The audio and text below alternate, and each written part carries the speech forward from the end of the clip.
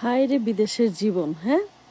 সবাই যেখানেই যাই আমরা চেষ্টা করি খুঁজি বাংলাদেশের মানে খাবারের স্বাদ কই পাবো। আর সত্যি কথা বলতে যে টং রেস্টুরেন্টের কথা শুনে আমরা গিয়েছিলাম, আসলেই বাংলাদেশের স্বাদটা তারা আনতে পেরেছে। আমরা চিকেন চাপ নিয়েছিলাম, এই যে মেনু দেখে মোটামুটি সবই ভালো লাগছিল। প্রাইস দেখেন খুবই রিজনেবল, এই যে প্রাইসটা কিন্তু ভালো রিজনেবল। বাটার নানটা যে এত মজা, এই যেটা প্লাসের গ্রোভের ভেতরে আপনারা কিন্তু কার পার্ক করতে পারেন, আমরা করেছিলাম, বাট জানি না সবসময় করা যায় কিনা। অপোজিটে তেহারি ঘর, ঠিক আছে, এটা হচ্ছে দোতলায়।